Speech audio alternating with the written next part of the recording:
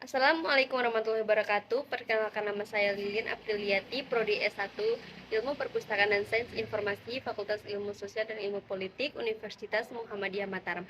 Saya akan menjelaskan tentang 4 profil tokoh klasik sosiologi dunia.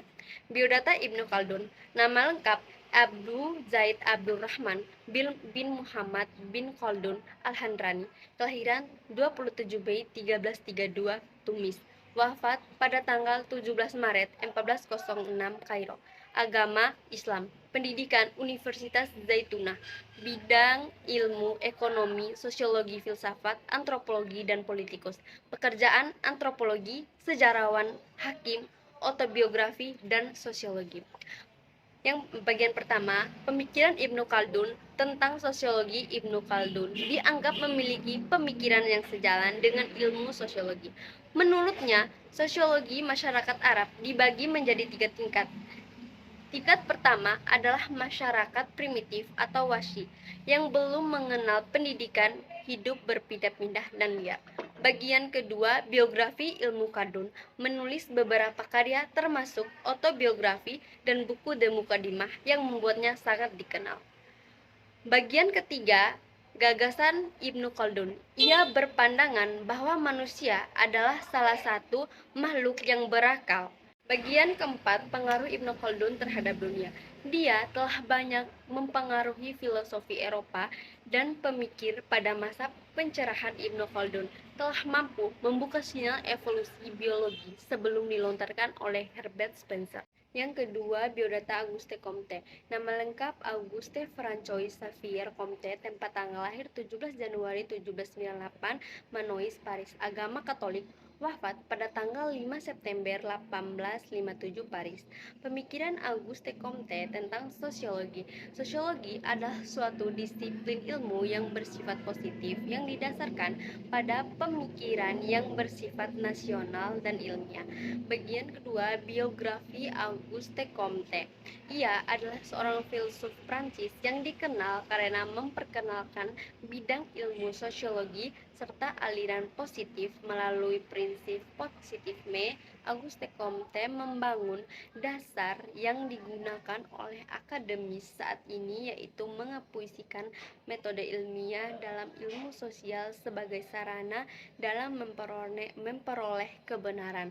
Bagian ketiga, gagasan Auguste Comte. Positifme yang menekankan bahwa pengetahuan dapat diperoleh melalui pengamatan akurat dan verifikasi empiris. Yang keempat, pengaruh Auguste Comte terhadap dunia. Menjadikan masyarakat lebih memahami, mengenali kajian ilmu sosiologi secara mendalam dan mencoba menerapkan dalam kegiatan sosial. Biodata Max Weber. Nama lengkap Maximilian Weber, lahir pada tanggal 21 April 1864, Erfurt, Jerman. Wafat 14 Juni 1920, Jerman. Pendidikan Universitas Georg Augustin Göttingen. Pemikiran Max Weber. Ia memiliki pemikiran bahwa sosiologi dapat digunakan sebagai suatu kajian yang dapat melihat tindakan sosiologi.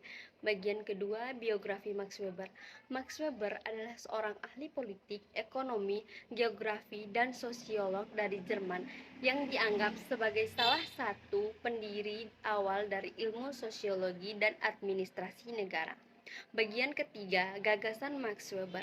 Menurut Max Weber, sosiologi adalah ilmu pengetahuan yang bertujuan memahami tindakan sosial secara interpretatif agar diperoleh kejelasan mengenai sebab-sebab, proses, dan konsekuensinya.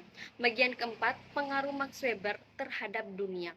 Pengaruh Max Weber sangat luas dalam beragam refleksi disiplin ilmu, metodologis, ideologis, dan filosofis yang masih menjadi milik kita dan semakin lama semakin menjadi milik kita. Biodata Georges Simmel. Nama lengkap Georges Simmel, lahir pada tanggal 1 Maret 1858, Berlin, Jerman. Wafat 26 September 1918, Prancis. Pendidikan Universitas Humboldt, Berlin.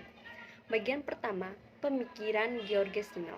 Sosiologi merupakan ilmu pengetahuan khusus, yaitu satu-satunya ilmu pengetahuan analisis yang abstrak di antara semua ilmu pengetahuan kemasyarakatan. Bagian 2, biografi George Simmel, adalah seorang filsuf Jerman dan salah satu seorang pionis dalam menjadikan sosiologi sebagai cabang ilmu yang berdiri sendiri.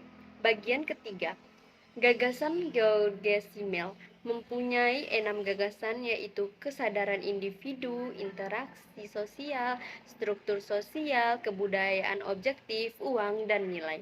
Bagian terakhir atau keempat, pengaruh George Simmel terhadap dunia.